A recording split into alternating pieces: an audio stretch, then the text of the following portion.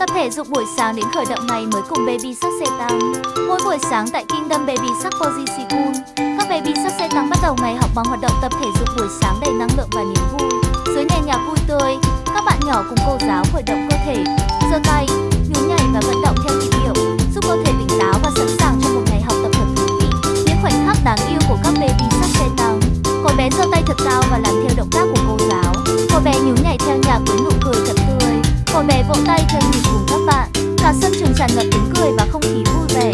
Hoạt động tập thể dục buổi sáng giúp các bé tăng cường sức khỏe và thể lực, phát triển sự linh hoạt và phối hợp vận động, tạo năng lượng tích cực cho ngày học mới, hình thành thói quen vận động lành mạnh mỗi ngày. Những bước nhảy nhỏ, những nụ cười tươi của các Baby Shark xe tăng đã tạo nên một buổi